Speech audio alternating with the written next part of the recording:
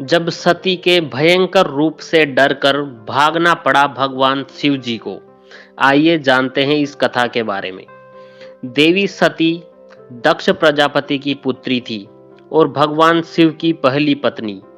देवी सती ने अपने पिता दक्ष प्रजापति के यज्ञ में कूदकर अपने प्राणों का त्याग कर दिया था।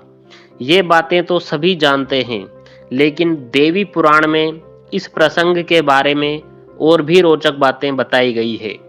देवी पुराण के अनुसार जब सती के पिता दक्ष प्रजापति ने यज्ञ का आयोजन किया तो उसमें अपनी पुत्री सती और दामाद भगवान शिव को निमंत्रित नहीं किया।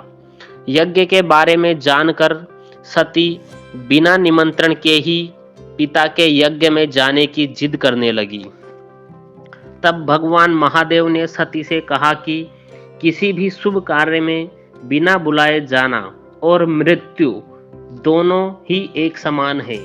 मेरा अपमान करने की इच्छा से ही तुम्हारे पिता ये महायज्ञ कर रहे हैं।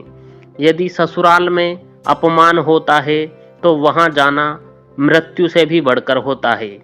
देवी पुराण के अनुसार भगवान शिव की ये बात सुनकर देवी सती बोली, महादेव आप वहां जाएं या नहीं, लेकिन मैं वहां अवश्य जाऊंगी।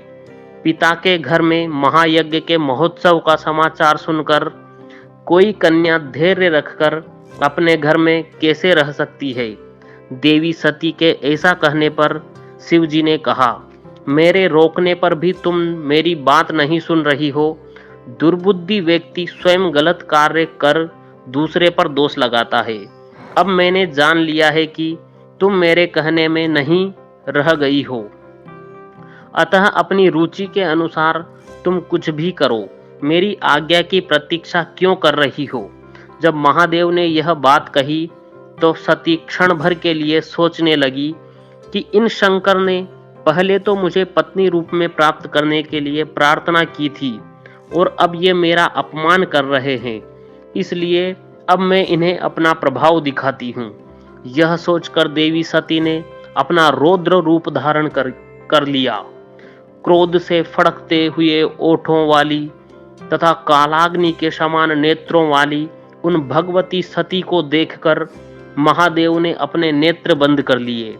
भयानक दाढ़ों से युक्त मुख वाली भगवती ने अचानक उस समय अट्टहास किया, जिसे सुनकर महादेव भयभीत हो गए। बड़ी कठिनाई से आंखों को खोलकर उन्होंने भगवती के इस भयानक रूप को देखा।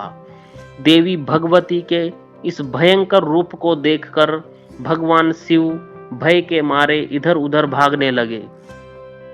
शिव को दौड़ते हुए देखकर देवी सती ने कहा, डरो मत, डरो मत। इस शब्द को सुनकर शिव अत्यधिक डर के मारे वहां एक क्षण भी नहीं रुके और बहुत तेजी से भागने लगे।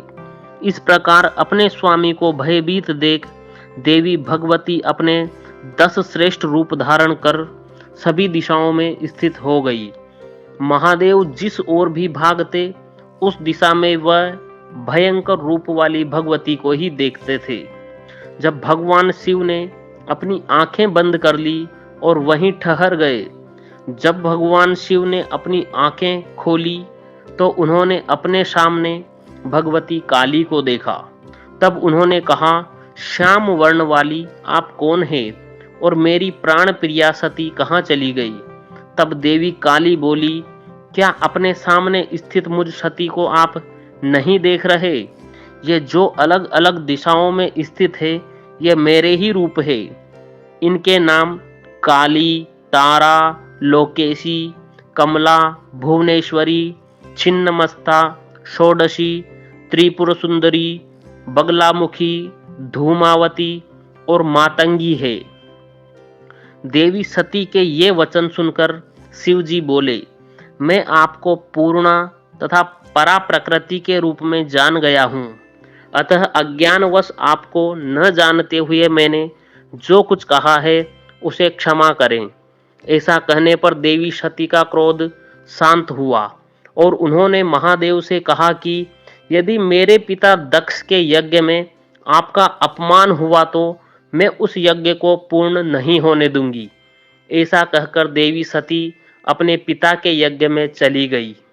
जब सती यज्ञ स्थल पर पहुंची तो उन्होंने देखा कि यज्ञ में शिव जी के अतिरिक्त सभी देवी देवता आए हुए हैं। सती ने पिता दक्ष से शिव जी को न बुलाने का कारण पूछा तो दक्ष ने शिव जी के लिए अपमानजनक बातें कहना शुरू कर दी। शिव जी का अपमान सती सहन नहीं कर सकी और उन्होंने हवन कुंड में कूदकर अपनी देह त्याग दी। जब ये बात शिव जी को मालूम हुई तो वे बहुत क्रोधित हो गए। शिव जी के क्रोध से वीरभद्र प्रकट हुए। इसके बाद शिव जी के कहने पर वीरभद्र ने यज्ञ स्थल को उजाड़ दिया और दक्ष का सिर काट दिया।